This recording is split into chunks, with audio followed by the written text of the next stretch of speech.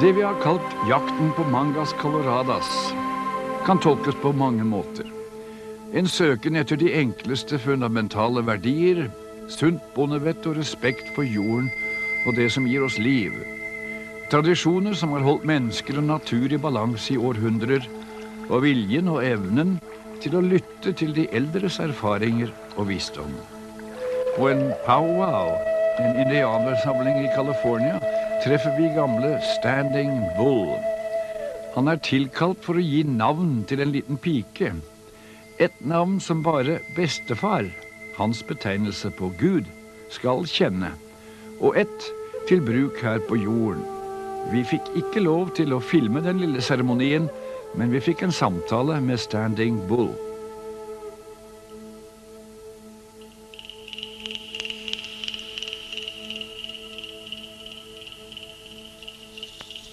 My grandmother was a Sioux slave.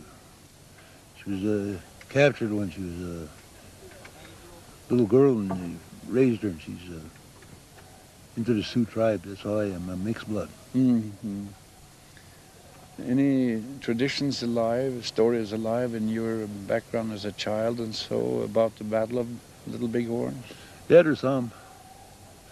Like I told you about that, my grandfather getting his horse shot out from under him. He captured a cavalry horse, but he couldn't get on because he didn't know how to get on with the saddle. So they had to haul it away, cut the saddle off to get him loose. The natives ride bareback more than anything. How long have you lived in California? He came over in 1953, I think. What was the reason for your leaving Montana? I went to Canada and I joined the army in Canada, and I got wounded in Korea. So when I got discharged, I came back and young, a little bit wild. So I'll go to California, where it's a good place. I've been here ever since. Yeah. In Montana, how was it to grow up or be there as a young Indian? Was there a great deal of discrimination? Discrimination was pretty bad. They used to have signs at the bar that Indians weren't allowed, but the dogs were welcome. Their dogs were welcome. At the time, I didn't think it was too funny. Now I think it's humorous as hell. Yeah. There's not much bitterness in you. No. No, I'm past that.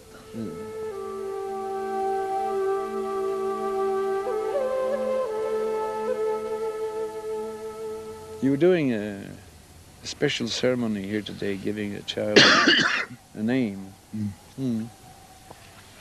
Yeah, it's called a hunt around walk. So I'm going to be hunting for her name.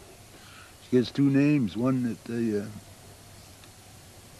only her and grandfather will know about it, because I'll forget it as soon as I give it to her. And when she makes her walk to the long sleep, she'll call that name, and she'll know it's time to make a disappearing place. You mean when she's taking the long sleep and die, Hey. She will be called? Yeah, by that name. She'll be the only one that'll know the name and hear it besides him. See, as soon as I give it to her, I lose it from my mind. It disappears. The only one who will know it is Grandfather and her. Right. And then you give her one more name. Yeah, then when I finish the circle at the other end, I reach out and catch her name from the wind, and I whisper her name to her mother, and her mother tells the people from there on what her name's going to be. And that's the name It's for Interior. here on Earth? Yeah, a walk-around name, you call it. Walk-around name. And the name of the long sleep. Yeah. Yeah. She gets two long sleep name first and the walk-around name. Yeah. You were wounded in Korea, and you say your health isn't too good. I got the emphysema and asthma. And he told me a minor problem with the liver.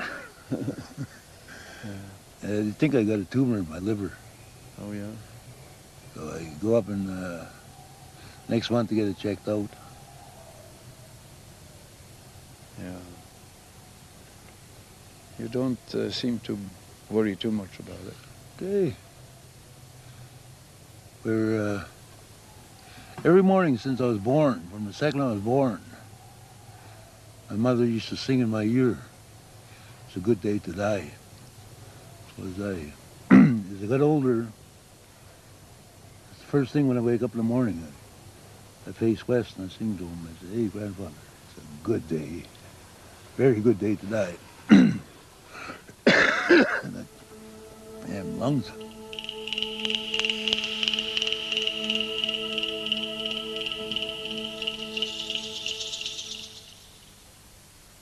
Do you feel that respect for the elders is something that's coming back, that's growing in the people? Oh yeah, amongst the native people it is. It really coming back fast. Yeah. And much faster than I expected. Because, for a while there, the young people walked away from the Red Road. Now they're starting to come back to it. The Red Road. Yeah. Native spirit path. Yeah. So they're coming back to that. They're coming back. They're coming to see the elders and asking to be taught the old ways. A lot of them forgot the language, or never learned the language, and they're learning the language now. And I see young boys this morning when I was over at the fire. They're burning some sage for a medicine prayer, and young people came over and started washing themselves in the smoke, which is made me feel good. Made you feel good. Hey, because it used to be that they just go up there years ago. You go up and just play around it. You ignored the meaning of this burning sage. So there's a return to something. Yeah, they're going back to the old ways. I think they're finding out the old way was the better way, better road to walk. Much easier. And a little bit more simple than this new life that was forced on us. Have you, in your own life, lived in a lot of conflict between your native ways and society around you? Has it caused a great deal of conflict inside you? At the beginning it did, like when I was growing up, probably till about 20, and I just found my balance and just walked in my balancing place.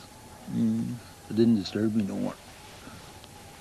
Though my kids are a little bad on that. They have a hard time relating to being native and working in the other people's society. And now they're scared to go home because they got too much, lived too long in the white world. It's hard for them to go back to reservations. Yeah. What would you want them to do? I was responsible for bringing them into this world, and they're responsible for whatever they do after. I always believe that a child is, once he's grown, he's already a tree. You can't change him. He does whatever he wishes or she wishes. Have you tried to give them a lot with them in life of your wisdom, of your traditions? Yeah, I did. They all know how to dance and sing spirit songs, drum, and some other things that the natives do that don't mention. That they're well versed on it. Except that it's I can relate to that because it's kind of when I got them come out of the army, I wound up back at home on the res. I found it a little bit was hard to relate to my own people for a while. It took me a bit to get back into the place where I belonged. So now if I go back home again this time, it'll be the same thing.